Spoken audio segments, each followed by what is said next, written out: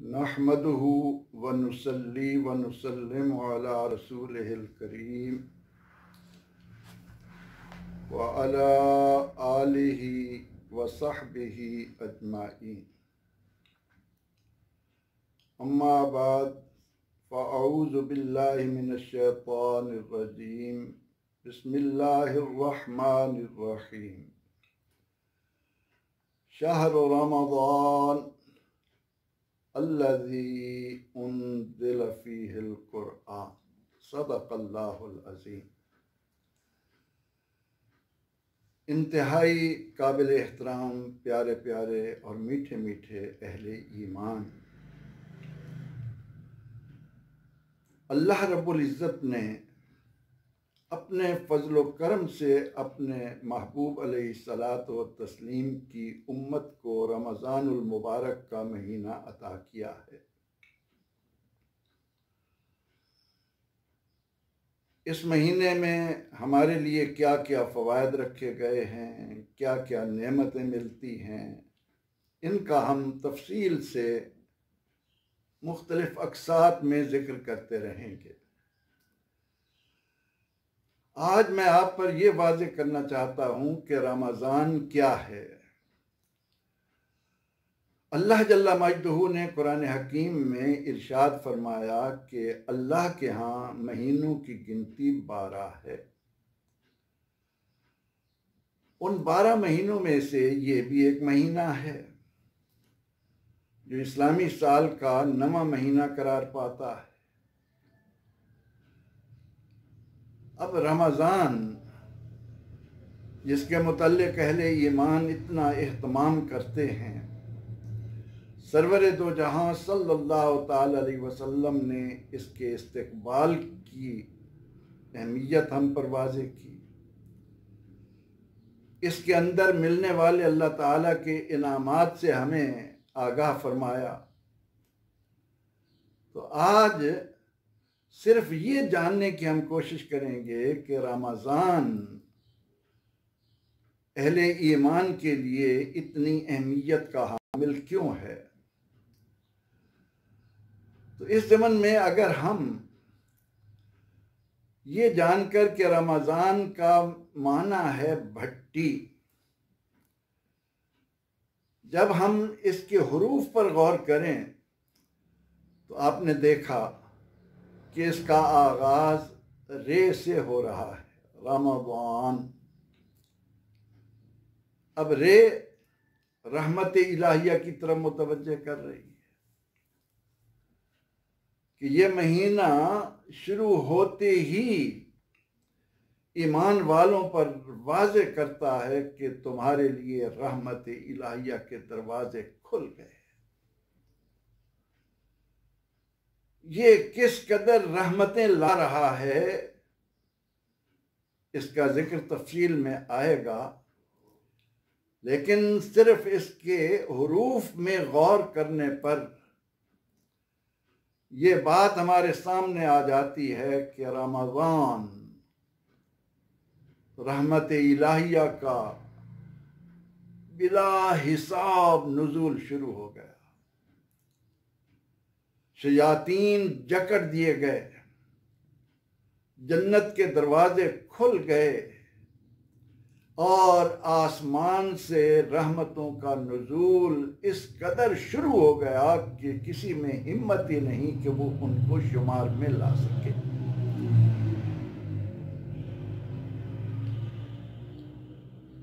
उसके बाद इसका दूसरा लफ्ज है मीम। अब मीम क्या है? मोहब्बत का, मवद्दत का, मेहनत का, मकबूलियत का, कि इस महीने के नाम के अंदर अल्लाह ताला ने ये तासीर रखी है कि रहमत इलाहिया के बाद अहले ईमान की बाहमी मोहब्बतें परवान चढ़ना शुरू हो जाती।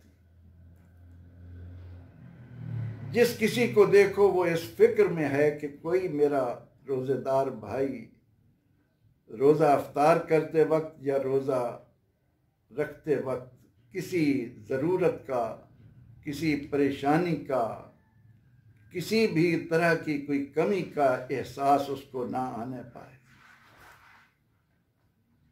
चारों तरफ मोहब्बतों के, मवद्दतों के चिराग जल गए और मकबूलियत का ये आलम होने लगा कि बंदे का एक एक अमल तो क्या, उसका एक एक सांस, यहां तक कि मैदा खाली होने पर उससे उठने वाली जो बू है, उसने उसे अल्लाह के यहां कितना पसंदीदा और मकबूल बना दिया है। इससे अगला हर्फ आता है ज़ाद।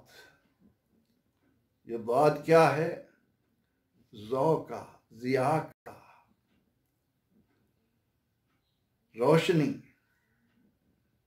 हर तरफ जिधर भी देखो नूर ही नूर फैलता जा रहा है। ज़ियाए ईमानी और बढ़ रही है, अंधेरे दूर हो रहे हैं। आज मुसलमान इस महीने की बिना पर रात को क़याम करने वाला है, इसने अपनी रातों को भी मुनव्वर कर दिया और इसके दिन की जो ज़ियाएं हैं वो क्या नूर छोड़ रही हैं। अल्लाह अकबर। इसकी ज़ुबान पर ताला लग चुका है ग़ीबत का, तासुब का, बहतान का, झूठ का। ये जो सारे अंधेरे हैं ये ज़ौ में बदल रहे हैं। उसके बाद इसमें अलिफ आ रहा है। ये अलिफ उल्फत का है, उनसियत का है, एहतराम आदमियत का है कि रमज़ान अगर इसको इसकी हकीकी रूह के साथ मुसलमान ने जान लिया तो यकीनी तौर पर कि इस पूरे महीने में जहां वो इस कोशिश में लगा हुआ है कि किसी रोजेदार का रोजा अफ्तार करवा कर मैं उसके बराबर भी अजर हासिल कर लूं, उसके अजर में भी कोई कमी ना हो।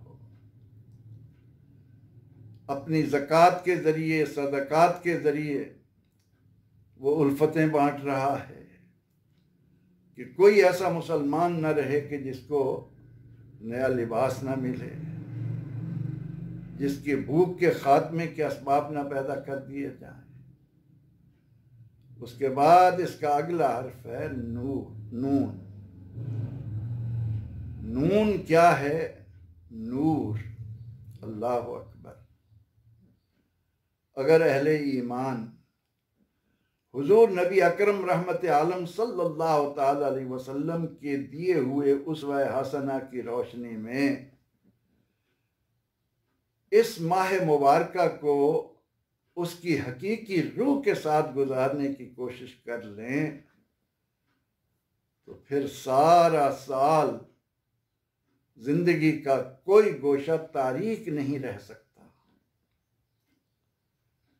इसीलिए तो इसके ख़त्म होने पर ईद का जश्न रखा गया कि अहले ईमान तुमने इन चंद दिनों में, गिनती के दिनों में, अय्याम मादूदात, अल्लाह अकबर, गिनती के दिन। हम देखें क्या पूरे साल के दीगर महीनों में भी कोई ऐसा महीना है कि जिसका मुसलमान एक एक दिन गिन गिन कर गुजारे। आज इतना रमजान, इतने गुजर गए, इतने दिन रह गए, इन दिनों में हमने क्या माल कमाया, आने वाले दिनों में हम क्या माल समेटेंगे। माल से मुराद वो माल जो हमारी इस जिंदगी को भी मुनव्वर करे, हमारी कब्र को भी रोशन करे और हमारी आखिरत को भी कामयाब बना दे, वहां हमें फलाह पाने वालों में खड़ा कर दे। इसलिए अगर हम इस माह मुबारक के इन हुरूफ में गौर करें तो अल्लाह ताला ने इसकी सारी मानवियत इन हुरूफ में हमें अता फरमाकर फिर तवज्जो दिलाई कि शहरो रमज़ान, रमज़ान का महीना किस शान का हामिल है। फरमाया उन्ज़िल फ़ीहिल कुरान, इसमें कुरान उतारा गया है। ये नुज़ूल कुरान का महीना है। ये सबब है कि अहले ईमान पूरा साल इसकी आमद का इंतज़ार क्यों करते हैं, इसकी तरफ उनके दिल क्यों खिंचे चले जाते हैं, इसका एहतमाम ख़ास अंदाज में क्यों होता है। कहने को साल का एक महीना है, लेकिन ये ऐसा महीना है कि जिसमें रहमतें, बरकतें, सआदतें, मोहब्बतें, उल्फतें इस तरह बटती हैं, इस कदर उनका इज़्दिहाम होता है कि बंदा मोमिन का दामन तंग पड़ जाता है। रहमत एज़दी का वो अंदाज़ा भी नहीं लगा सकता। इसीलिए सरकार दो आलम सल्लल्लाहु ताला अलैहि वसल्लम ने अहले ईमान को तवज्जो दिलाते हुए इरशाद फरमाया कि ये अजीम महीना तुम पर साया फगन होने वाला है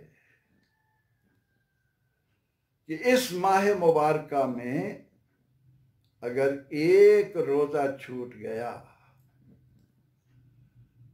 और फिर मुसलमान बाकी 11 महीने रोजा रखता रहा तो उसको वो अजर नहीं मिलेगा जो अल्लाह ताला ने इस महीने में एक रोजे के लिए मुसलमान के लिए मुकर्रर,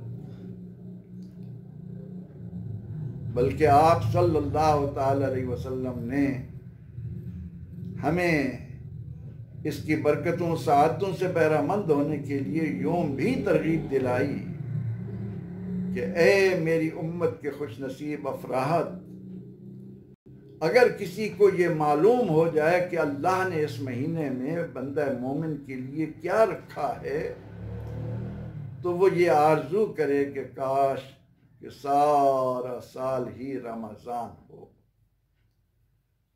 अल्लाह ताला हमें इस माह मुबारक के नाम की अहमियत से आशना होकर इसकी कदर व मंजिलत को अपने दिल में जगह देने की तौफीक अज़ानी फरमाए।